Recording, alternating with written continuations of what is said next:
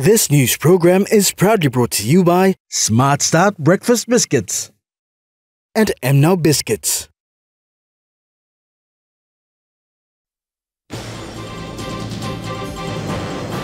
Climate Change Summit currently underway in Egypt. Morape departs to Bangkok, Thailand for APEC Leaders Summit. Youths in East Sepik surrender via catapult.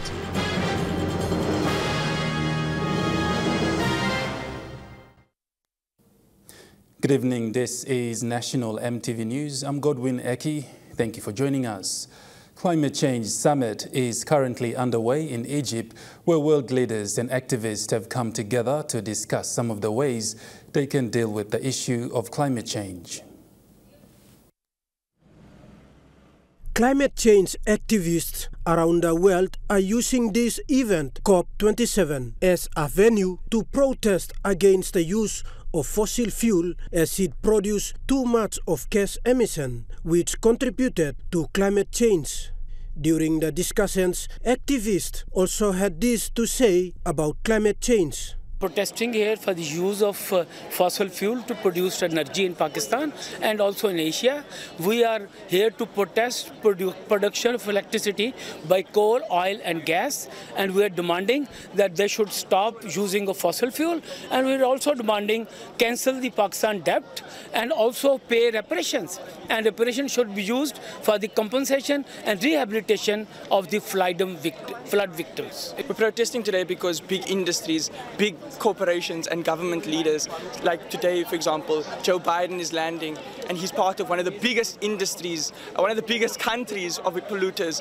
They continue to emit fossil fuels, to extract and import and abuse the fossil fuels that we have, our natural resources, and alongside it, our people.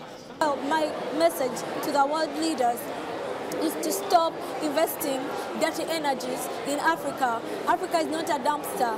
Africa is not a place for fossil fuel extraction. Africa alone contributes less than 3% of the total global emissions, but we suffer most from the devastating impacts of climate change. We need action, and right now. Meanwhile, U.S. President Joe Biden, in his address during the COP27 summit, said U.S. is ready to take back its leadership role on fighting a warming planet. And this summer, the United States Congress passed, and I signed into law my proposal for the biggest, most important climate bill in the history of our country, the Inflation Reduction Act.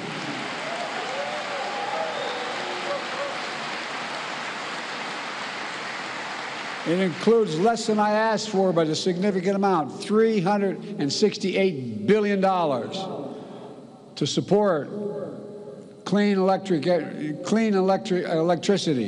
everything from onshore, offshore wind to distributed solar, zero emissions vehicles and sustainable aviation fuels, more efficient electrified buildings, cleaner industrial processes and manufacturing, climate-smart agriculture and forestry, and more. President Biden also apologized for the U.S. withdrawal from the Paris Climate Accord under former President Donald Trump. The COP27 summit in Egypt, which began on the 6th of November, will end this week Friday, 18th November. Thomas Suliambari, National EMTV News. Prime Minister James Morape left the country today for Bangkok, Thailand to attend the first in-person APEC Economic Leaders Week post-COVID-19. The APEC family of nations controls about 60% of the world's gross domestic production, and with the movers and shakers of the global economy present, Morape will use the opportunity to discuss present and future investments in PNG. The Prime Minister will also use the opportunity to attract potential investors into the country. 2018 was the last time APEC was held, as PNG played host to overseas leaders and their delegates attending in person. 4 years on, and the Queen Sirikit National Convention Centre in Bangkok, Thailand will play host to APEC 2022 under the theme Open, Connect, Balance. Before boarding a plane for Bangkok via Singapore, the Prime Minister held a press conference to announce the reasons for his departure. This really will be the first time meeting is held in person. The last 2 years we've always had virtually. The last time there was an in-person leaders get together here in Port Moresby in 2018. This is the first time we all coming together for APEC, and I certainly will represent Papua New Guinea to the best of our ability. The Asia-Pacific Economic Forum was established in 1989 and has become the preeminent economic forum in the Asia-Pacific region. Its primary purpose is to promote sustainable economic growth, trade and investment and prosperity in the Asia-Pacific region, and the Prime Minister will be using this event as leverage. We will be there to ensure our own bilateral relationships with those APEC economies ticked off and related with, as well as expressing our own specific needs in the entire global economy and the exchanges with the APEC economies. Papua New Guinea, by the way, has the competitive advantage with many similar peer economies. We are closer to APEC and live and operate in the APEC economies. We are also closer, and also say, to the Southeast Tiger economies of Asia. Accompanying the Prime Minister to APEC 2022 will be International Trade and Investment Minister Richard Maru and Foreign Affairs Minister Justin Chichenko. The Prime Minister is adamant that his generation of leadership wants to make the leap from being an exporter of raw resources to becoming an exporter of finished produce. I came out from Cabinet. Our conversation has been about moving into the downstream sector space in agriculture, in forestry, in fisheries, and finding those investors to come and invest in our economy is important, as well as ramping up our own local economy and local business to grow into that space. And so I will certainly very much go and I'm scheduled to meet a few world leaders. Prime Minister Marape will be away for the next 6 days before returning next week Tuesday for Parliament to convene. Rocky Iso, National EMTV News. Deputy Prime Minister John Rosso highlighted that the TVET sectors and programs are vital to produce skilled workers and blue-collar works essential to join the workforce, especially in the mine and agriculture sector. Rosso made these statements following the launch of the National Training Policy in Port Moresby recently. Deputy Prime Minister John Rosso highlighted that many of the citizens tend to raise complaints when skilled workers are brought in from other countries to do jobs, especially in welding, electricity, plumbing, mechanics and drivers, yet the country failed to produce skilled workers. We now will have a lot of mines opening up, extractive industries. We complain a lot about personnel from other countries being brought in to do our jobs for us. Welders, blue-collar workers, welders, mechanics, drivers, foremen. But have we as a country done our best to produce skilled labor, skilled blue-collar workers to be working in these environments? When the mines come on, we have in Wafi and we have Papua, and when that ramps up, we will need more than 3,000 workers. We just do not have the skilled work set here. We don't have the skilled laborers here. We don't have the skilled operators here to fill that gap. Rosso highlighted that TVET programs are vital as it creates more job opportunities for dropouts. Rosso added that most people fail to realize that having a good skilled workers is an essential requirement in all the different sectors operating in the country. But a lot of people don't realize that having a good mechanic, that mechanic is an essential requirement in any workforce. And people don't realize that a grader operator, a highly classed final trimmer, would probably earn 50 to 60 Australian dollars if he was working in a mine in Australia, which many of us guys do work in a mine in Australia. They earn more than a lot of people sitting in this room. Blue-collar workers, plumbers, electricians, good mechanics are hard to find. Good mechanics in Australia, you can get up to 100 Australian dollars an hour for a good mechanic. Rosso made these following remarks during the launching of the National Training Policy in Port Moresby recently. Sharon Ingnui, National EMTV News. Western Governor Taboy Awioto is now focusing more on improving the province. He said the province needs collective efforts from all leaders and development partners to bring change.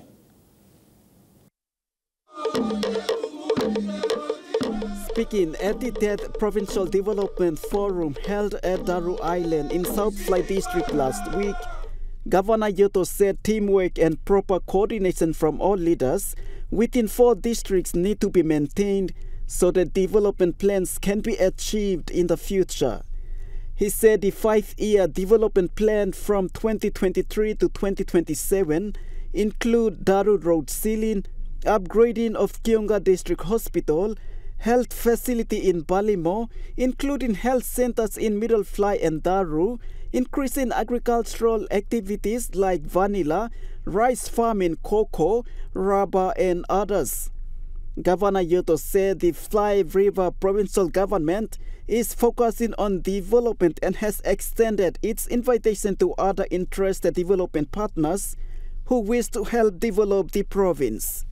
That going forward from now until into the future, for the next 5 years, this is how we want our province to be. We want help the women, yes. We need healthy people to do whatever we want. Time we 6 months up, we can't do anything. So we'll need help, and help to become one pillar for development the Western Province from 2022 going forward. He is urging all leaders within the province to work together so that grievances of people in rural communities are attended to. Jim John, National EMTV News. A PNG government delegation led by the Secretary for Foreign Affairs, Elias Wohengu, and the Secretary for Defense, Harry John Akipe, met with senior officials from the United States Department of State and U.S. Department of Defense to discuss the proposed Ship Rider Agreement and the Defense Cooperation Agreement between the government of Papua New Guinea and the government of the United States.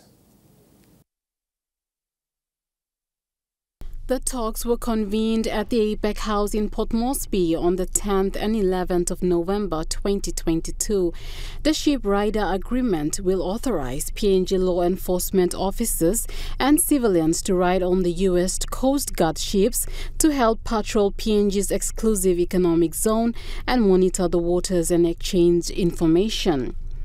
Foreign Affairs Secretary Wohengu stated that ensuring the legality of the agreement's terms was a critical aspect of the negotiations. Secretary for Defense Akipe, who is the custodian of the future agreements, commended Secretary Wohengu for his leadership in organizing the session as well as the state agencies for participating. He expressed gratitude to the U.S. delegation lead Linda Spatch and other U.S. senior officials for engaging in discussions.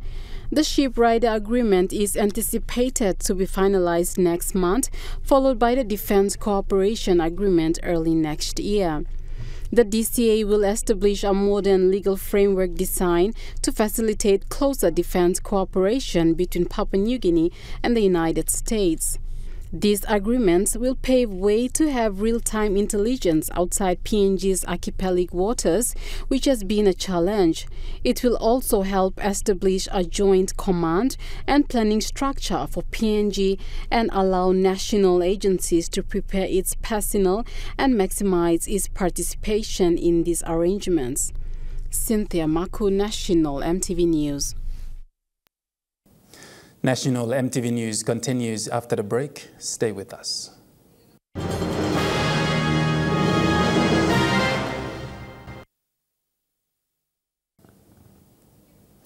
You're watching National EMTV News.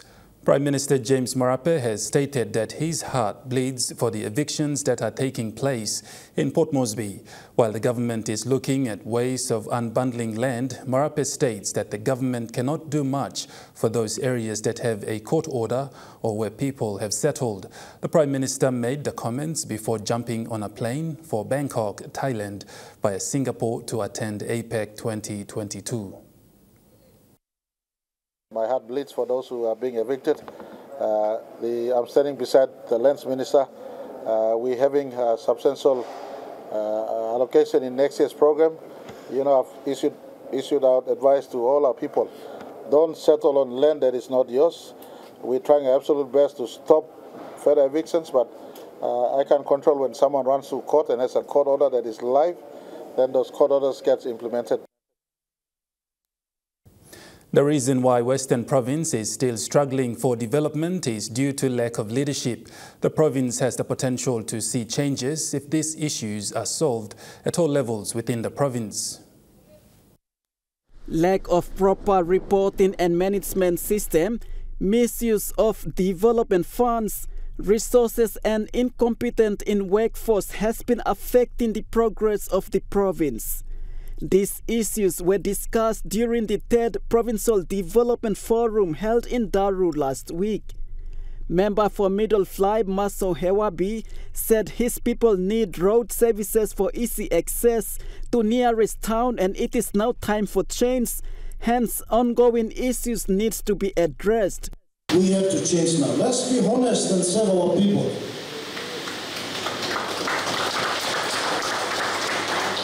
We must be paid for what we do.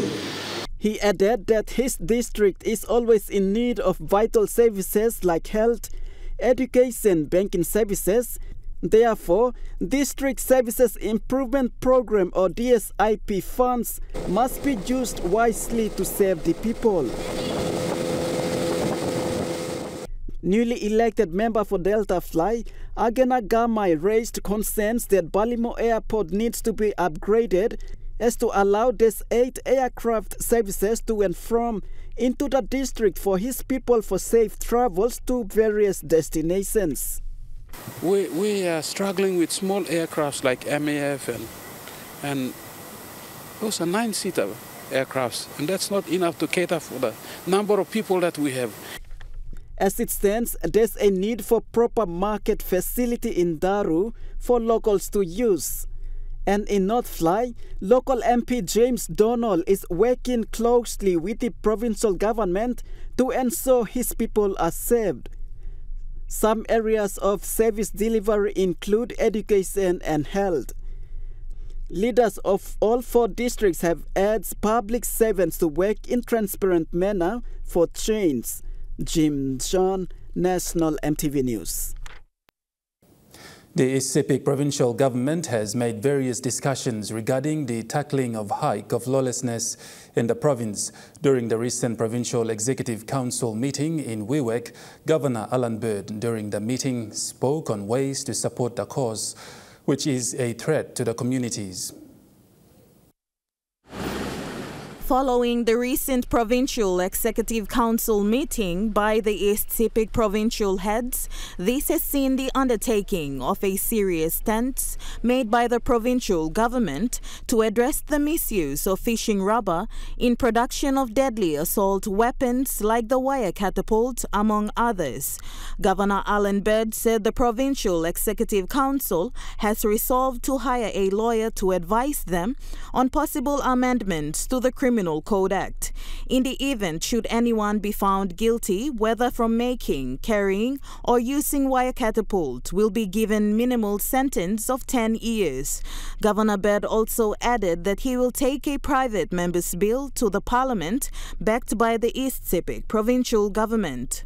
Bed said he is not afraid to do everything necessary to protect the innocent citizens. That includes amending provisions of the Constitution to protect police personnel who use justified force to enforce the law. Furthermore, Governor Bed in his statement said his province is leading the country with the rapid increase in the number of trauma victims nationwide. According to the East Sepik General Hospital statistics provided by Bed through his media statement, as of October 2022, 486 trauma cases were recorded, along with 256 wire catapult cases, including 8 deaths at the total of 45,000 kina cost per patient, which gives an alarming total of 22 million kina cost so far. Bed said there are only 2 surgical wards at the East Sepik General Hospital, and a 10-man team is always required to operate on a wire catapult patient, which in most cases resulted in health workers being threatened on duty for saving patients quickly. He has resorted to listen to all concerns raised by the people of East Sepik and will restore peace in communities, including taking a hard stance on the use of deadly weapons in conflict situations.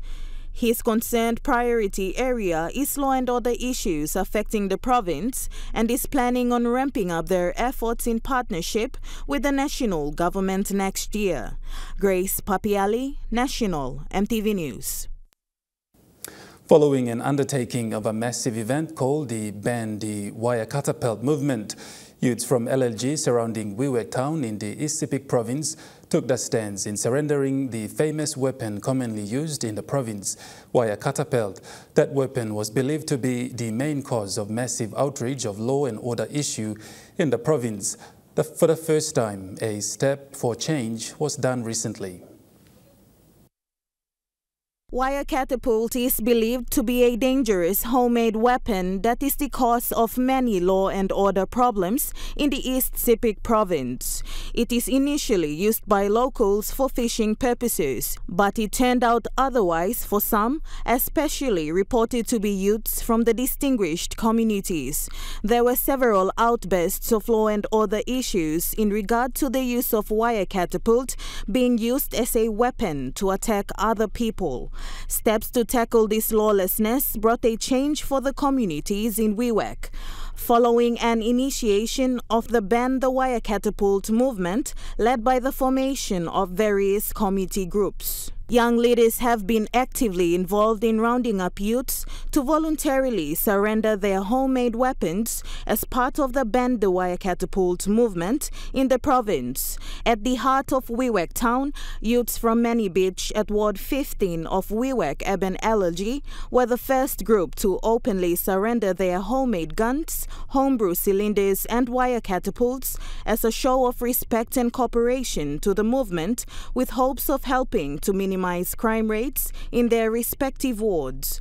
Ward 11 youths from Boram Junction also came together to surrender their homemade weapons in front of law enforcers, community members and the committees of the movement. Ward 11 Councillor Paul Sound said the youth's attention has been redirected.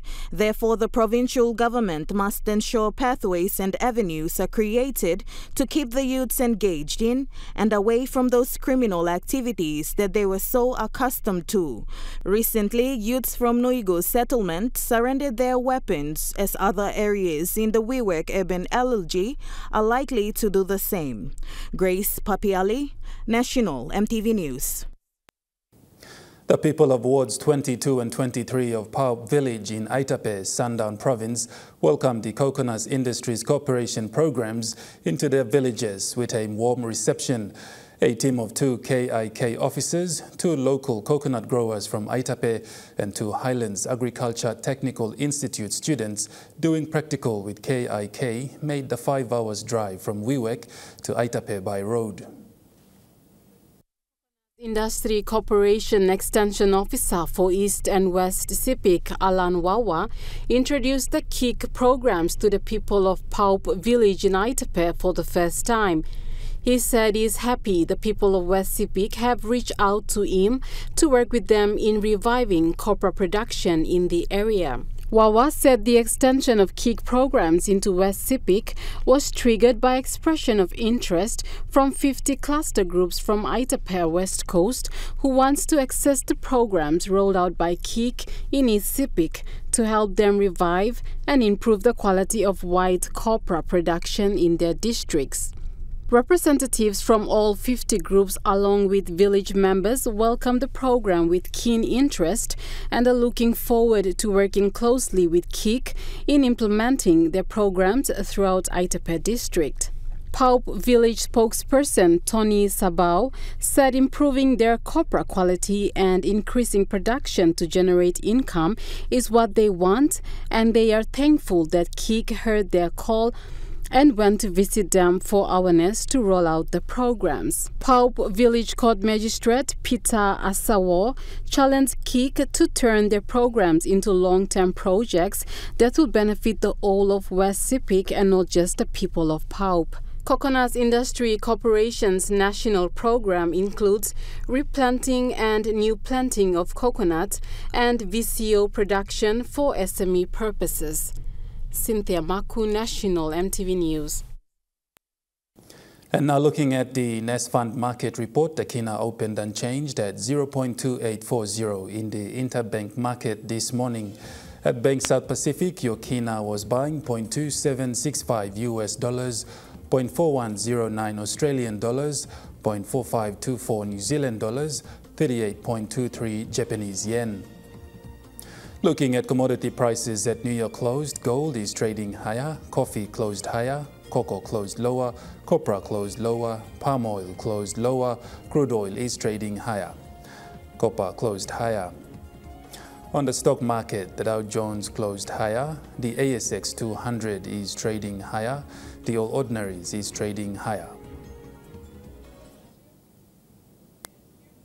National EMTV News continues after the break. Stay with us.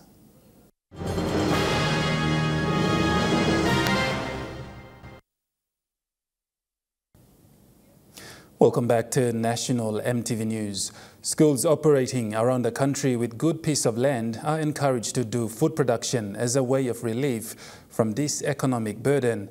Executive Director of the Institute of National Affairs highlighted this recently in an interview with EMTV News. As the increase in the price of goods and services poses a challenge to various government organizations, including the schools, there is a chance for schools to overcome this economic burden.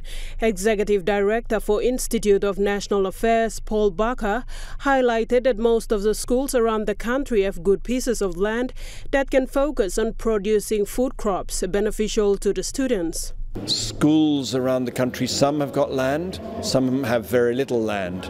But it's really important that the tools are provided to schools and support is provided to schools to encourage them to use the land to be able to help boost food production in the schools. Baka highlighted that the survey was carried out last year and have identified many of the schools are operating on a tight budget to keep running the basic education program as well as feeding the school population. And many of them we found were really struggling to actually be able to provide a decent and adequate food for their students. Not just rice, but you want a balanced diet. So sometimes have some root crops, cacao and other root crops, but also to be able to get greens and occasionally and to get a regular supply of protein. Baka added that it is vital for schools to provide variety of crops, so to give students a balanced diet, which is essential for students to progress physically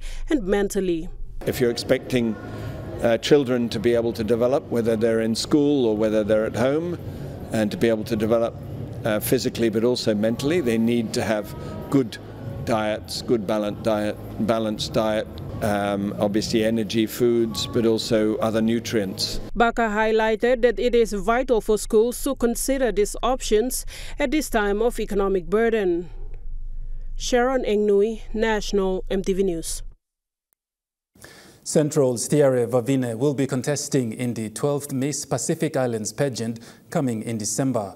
Vavine Leva Genonoga was officially announced to join the pageant yesterday by the chairperson for Tiare Vavine, witnessed by the chairperson of MPIP.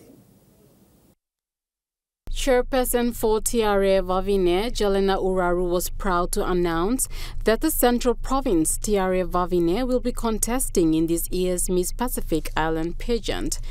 She's from Sarawak in our Rigo district, Central Province, so really keen and pleased to announce her to participate in the coming Miss Pacific Island pageant. Central's Tiare Vavine Leva Genonoga, said she is thrilled to represent the people of Central Province in cultural preservation, entrepreneurship, and has a strong belief in women empowerment. She said if she is to be crowned Miss PNG 2022, she will advocate for women's health and church activities. I will support all the women in the churches and to make awareness to women about some health issues that we face today, especially those who are in Medeng or Morbe province who can't really have access to good roads. Give them awareness about health issues that we face today, like cervical cancer. Chairperson for Miss Pacific Island pageant, Molly O'Rourke, said MPIP is a platform that encourages young women to be able to talk about issues that are of importance for the country. Because of the power of this platform. So we continue to encourage and empower these women in our space, especially the age between 18 to 26. We give them the opportunity to be able to share their stories, to be able to share their passion, and to help them so that they can grow to become aspiring leaders, not just for their own families, not their own communities, but for the country as a whole. Tiare Vavine will be contesting with 5 other contestants who will be vying for Miss Papua New Guinea. Cynthia Maku, National EMTV News. You're watching National EMTV News. Trukai Sports is next. Stay with us.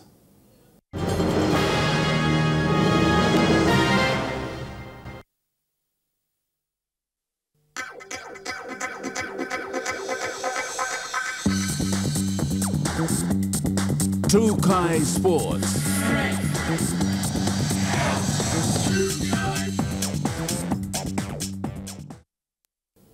Welcome to Trukai Sports. The Santos PNG Orchids have lost the semi-final match played against the Australian Jillaroos this morning.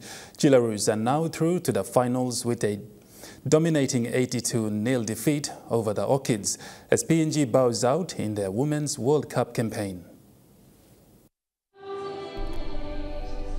The Australian Jillaroos opened the scoreboard 10 minutes early in the first half as Lauren Brown's dummied her first try for the Jillaroos. 73% of the first half lead was under the possession of the Jillaroos as they claimed the first half lead with 40 points as Orchids trailed scoreless. The second half saw barnstorming dominance displayed by the Jillaroos as they claimed their next 42 scorings. At the final hooter, the scoreline read 82-0 in favour of the Australian Jillaroos side.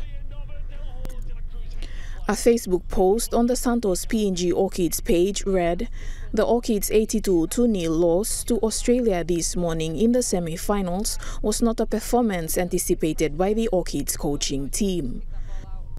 Coach Ben Jeffries says this was not up to the Orchids standard that was set internally in 2022. However, they have recorded their first ever semi-finals appearance in any Women's World Cup campaign, and they will take it with them going forward.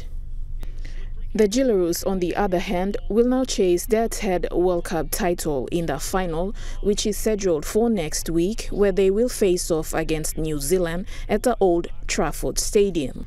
Lisa Puni, Trukai Sports. The Queensland Rugby League presented a number of rugby footballs to the PNG NRL, specifically targeting NCD Schools Rugby League as it prepares to enter its finals in the coming weekend. This presentation was done by Queensland Treasurer Mr. Cameron Dick, and was witnessed by PNG NRL executive members together with Queensland Rugby League board members yesterday afternoon at the Santos National Football Stadium. NCD Schools Rugby League, under the strong partnership between PNG, NRL and Queensland Rugby League, was privileged to receive rugby equipment aimed at youth development. The presentation took place at the Santos National Football Stadium yesterday afternoon and was witnessed by Queensland Rugby League executives and PNG National Rugby League board members. Australian Minister for Trade and Tourism and Queensland Rugby League Treasurer Mr. Cameron Dick highlighted the purpose of this presentation. Of course, we want to support the growth of rugby league in Papua New Guinea. It's a great sport that brings together Queensland and Papua New Guinea. And we know you've got some incredibly talented players here, but it's very important to support junior rugby league and to support players that are coming through for the first time, to encourage them. In acknowledging Queensland Rugby League donation, PNG NRL board member Mr. Graham Osborne shared a few words on behalf of PNG NRL. It's just absolutely fantastic, you know, and so on behalf of my chairman, who unfortunately is in Wabak, doing on duties, and our CEO, we just want to thank them very much for doing this. And you know, here they are out in the middle of the field here with the young ones as well. It's great. It's great to see. You know, we're very proud. As part of the NCD Schools Rugby development, the equipment donated by Queensland Rugby League will go a long way in supporting rugby students in the nation's capital. Lisa Puni, Trukai Sports. And Trukai Sports continues after the break. Stay with us.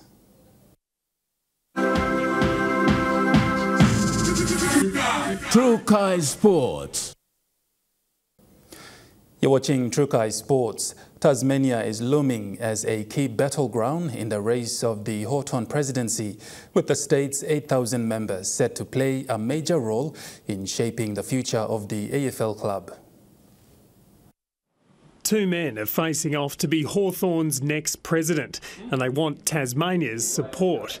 In one corner, former Hawthorn premiership player Andy Gowers. I say to each and every one of you, Hawthorn supports a Tasmanian team, and it also supports Hawthorn having a strong presence in Launceston and Tasmania more broadly. And in the other, the current Vice President, Peter Nankival. I'd like to think that with 8,000 loyal members, that we do not leave Tasmania permanently.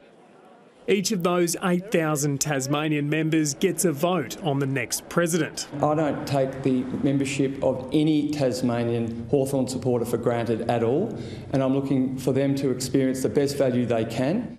Tasmania is the Hawks' major sponsor, and the club plays 4 games a year at Launceston's York Park. But that's likely to change, with the state investing heavily in a bid for its own team. I'm not sure that people will want to be still paying the same amount, the value that they get for 4 currently.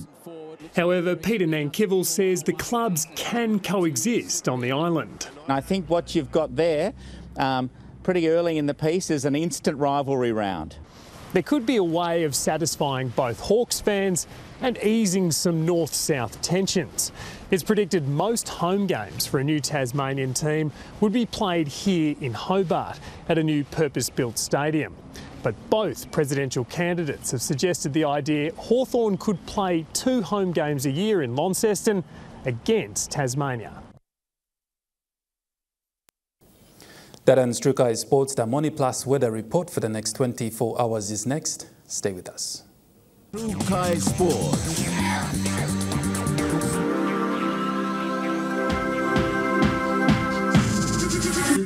Trukai Sports.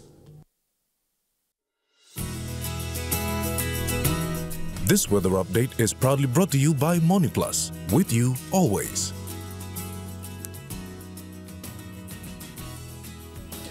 Weather forecast for the next 24 hours. Southern region, Port Moresby, partly cloudy. Daru, partly cloudy with few showers. Kerema, partly cloudy with possible patchy rain. Alatau, becoming partly cloudy with possible brief showers. Popondetta, possible patchy rain. In the Momase region, Ley possible overnight brief showers, Madang partly cloudy with brief showers possible, Wewak few overnight showers, Vanimo partly cloudy with few showers. In the New Guinea Islands, Lorengau partly cloudy, Kavieng mostly fine, Kokopo and Rabaul fine, Kimbeb partly cloudy. Buka mostly fine. In the Highlands region, Mount Hagen, Mendi and Wabeg partly cloudy with possible patchy rain, then morning fog. Goroka and Kundiawa partly cloudy, then morning fog.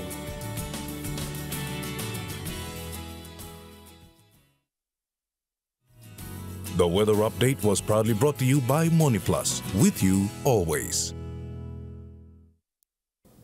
And that wraps up the news, sports and weather for Tuesday, 15th of November, 2022.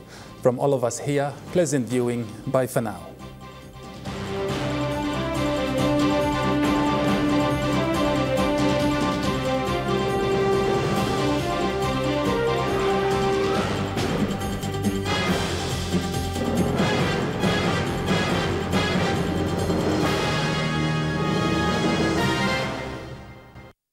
This news program was proudly brought to you by Smart Start Breakfast Biscuits and Gold Nuggets.